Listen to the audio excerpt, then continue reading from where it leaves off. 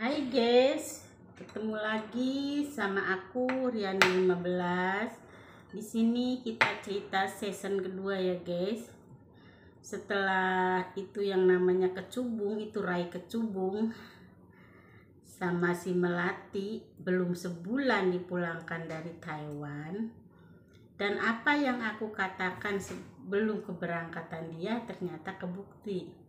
Tapi jujur guys, ini dipulangkan tanpa campur tangan aku ya, tanpa campur tangan Mbah Dukun lah, apa tanpa campur tangan kedekatan sama aku sama orang kantor lah, bla bla bla, ini itu tanpa campur tangan aku sedikit pun guys. Dan itu dibalikin emang udah garis tangan dia ya, tidak ada hoki di Taiwan sana. Oh ya guys, aku ini lagi nyemil nih guys. Ini bukan bakso guys. Ini tuh di sini banyak talas ya, talas kecil-kecil. Kalau kita buat sayur asam itu loh guys, talas. Ini aku kukus. Udah aku kukus, aku goreng, ya. Terus aku ongsengin kecap asin, lada, garam, gula, micin sedikit begitu. Aku aduk-aduk guys, dan ini enak banget.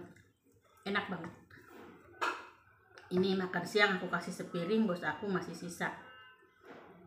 Nah, waktu berangkat itu yang namanya Rai Kecubung sama si Melati itu tanpa sepatah kata pun guys ke aku, tanpa kata pamit ataupun kasarnya maafin gue, apa doain gue di sana ya baik-baik aja, itu nggak ada kata itu pun guys. Dan saat dia dipulangkan guys, tempat tidur kita kan di lantai atas ya, tempat tidur untuk para calon TKW guys. Aku dengan enaknya berdiri di tangga guys, ya, menyongsong kedatangan dia, kepulangan dia yang tidak dengan keberhasilan. Dia datang itu bawa koper masing-masing dengan menunduk guys, menunduk begini tanpa nengok aku sedikit pun, pakai ujung mata pun enggak. Dan situ aku merasa menang, entah kenapa aku bangga aja gitu loh. Aku bangga aja ya, mungkin aku juga termasuk jahat juga ya, walaupun aku tidak melakukan apa-apa.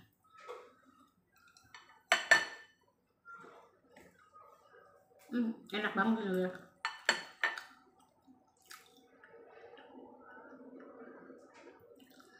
Dan dia itu kepulangan ke rumah, ke kampung itu dipersulit sama orang PT karena keberangkatan yang belum, setidaknya belum 1 tahun gitulah ya, belum masa potongan PT waktu itu potongan 6 bulan guys.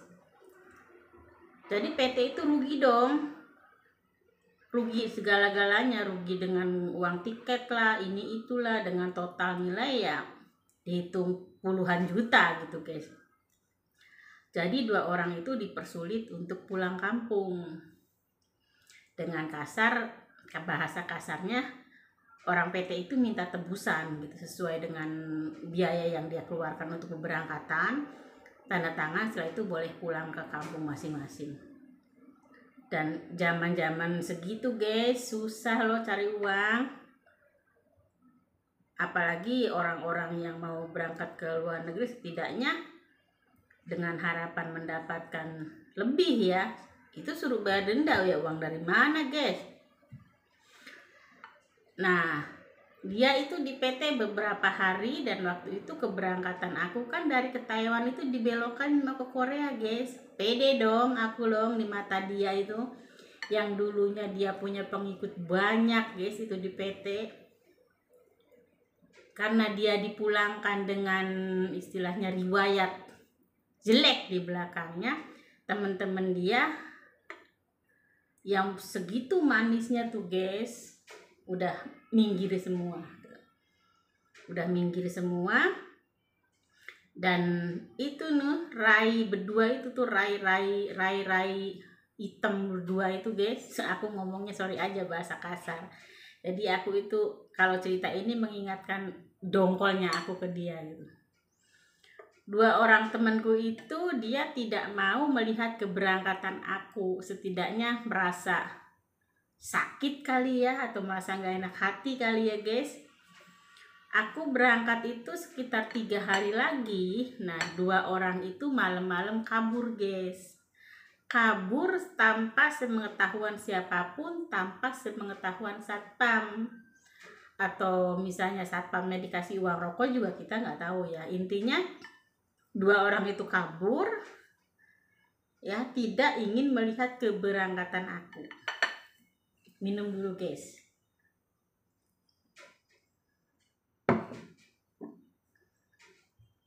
Masalah kabur ya, masalah dia mau pulang kampung, mau gimana, is okay, itu bukan urusan aku ya guys. Aku enjoy aja. Toh aku juga di situ gak bakal selamanya, apalagi udah menghitung hari, itulah keberangkatan aku udah ditentukan ke Korea. Nah, aku berangkat tuh guys ke Korea. Kalau cerita di Korea kita sisihin dulu deh. Kita cerita masalah si dua orang temen ini. Nah, aku itu guys di Korea itu bener-bener kerja loh guys. Kerja pabrik, yang namanya pabrik itu di Korea dimanapun itu kerja pabrik itu berat. Apalagi untuk pertama kali di Korea ada musim dingin, musim salju gitu. Udah itu penderitaan banget bagi aku guys. Nah, saat heboh-hebohnya cerita di kampung, ini gosip di kampung yang menggegerkan dunia perkampungan aku guys. Aku saat itu di Korea lagi kerja di pabrik kain. Ini bukan menjahit, jadi aku ini di Korea itu melipet. Jadi kain itu kain lembaran-lembaran kain itu loh, dilipet begitu. Jadi tangan itu gerak aja satu guys. Sampai yang udah senior di situ urat tangan ini pada ijo-ijo. Karena kita kerja itu full berdiri sebatas ini nih dada. Dari kain itu dilipat di satu loyang gede banget, mungkin ada sebesar berapa meter ya, 20 meter kali ya. Itu loyang kayak semacam loyang kue, cuman itu gede guys, 20 meter lebih, lebar ada 3 meter. Jadi kita berdua kiri kanan itu cewek, kadang juga sama cowok, gimana pasangannya ya, kita ngelipat. Jadi kain itu tuh diisi di loyang, dilipat. Nah, nanti kalau udah penuh, itu loyang itu diangkat sama cowok, dimasukin ke openan. Jadi keluar dari openan itu kain yang tanpa motif ya. Jadi keluarnya itu udah kayak semacam dirajut gitu.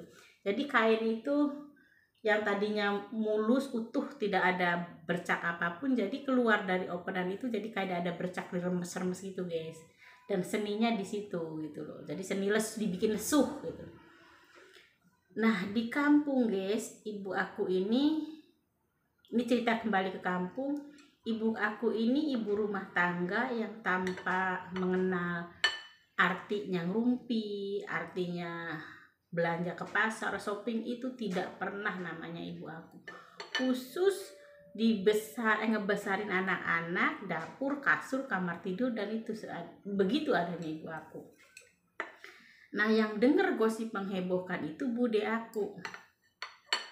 Bude aku sampai nangis-nangis membicarain hal gosip itu ke ibu aku. Gosipnya apa guys? Gosipnya aku itu digosipkan itu sama si mulut kecubung sama mulut si melati ini. Kepulangan mereka ini dua orang dari Taiwan yang belum nyampe finish kontrak, jangankan finish kontrak ya guys, sebulan aja belum.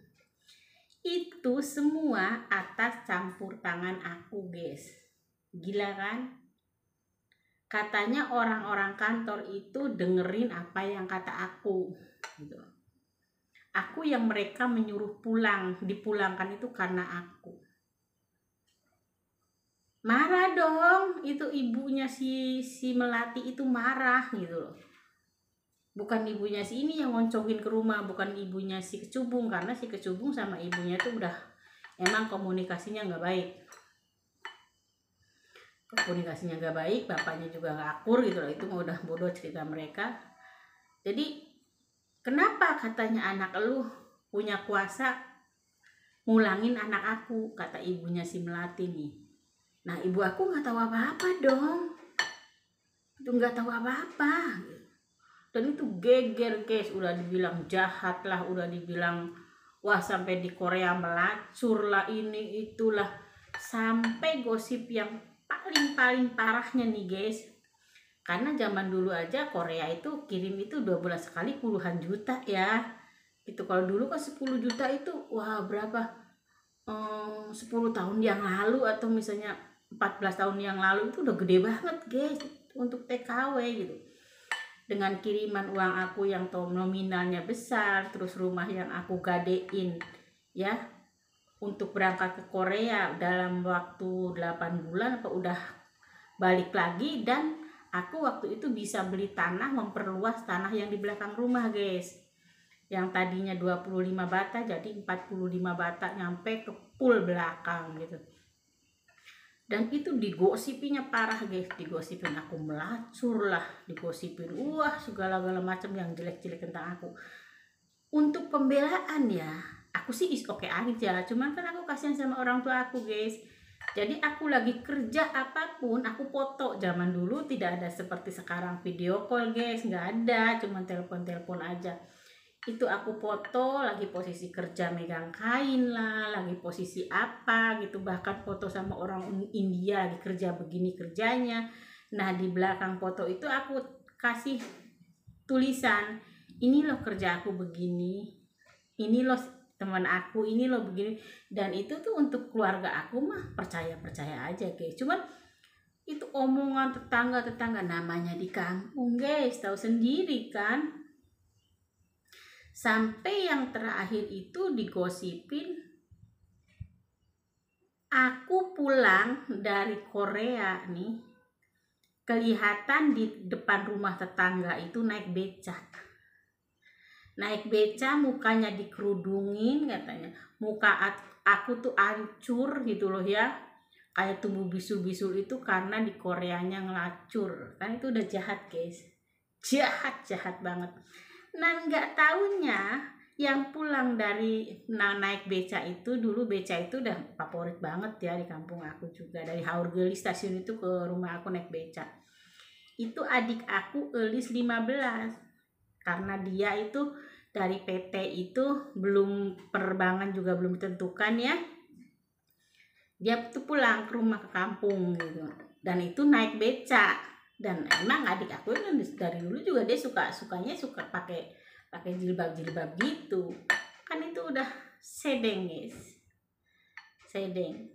Dan untuk akhir cerita ini ya, sampai aku ke Taiwan nih ya, udah berapa tahun yang lalu nyampe ke Taiwan itu yang namanya kecubung itu jadi TKW juga guys, berangkat lagi ke Taiwan. Dia itu waktu itu sempat berhasil ya. Ada seorang temen yang bilang ke aku, lu kenal nggak sama si kecubung, inget nggak? Ingat, aku bilang. Di mana itu? Bebengok, aku bilang gitu. Ada loh di Taiwan katanya. Dia juga nanyain Facebook kamu, katanya nggak mau berteman, cuma mau ngintip aja. Mau ngintip aja ya, is oke, aku ngintip aja sepuasnya sampai bintilen, aku bilang gitu bang. Nah untuk yang namanya si Melati, setelah keberangkatan pertama gagal itu, dia juga punya suami ya, baik-baik sama suaminya, dan sampai sekarang pun untuk kedua orang itu guys tidak pernah ketemu. Itulah, jadi orang itu jangan berburuk sangka gitu loh. Dan yang terpenting dari cerita aku di sini, bersihkan deh hati kalian gitu. Jangan ada sirik, jangan ada dendam gitu, karena semua itu juga nggak bagus ya guys.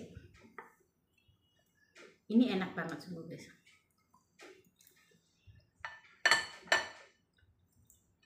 Kenapa mak? Gurih, lembut natales.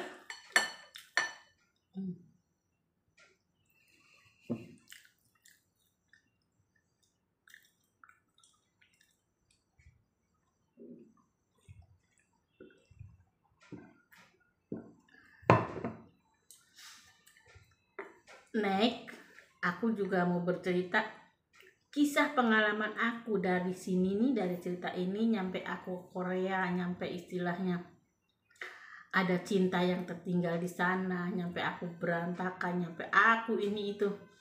Aku mau buat konten guys dengan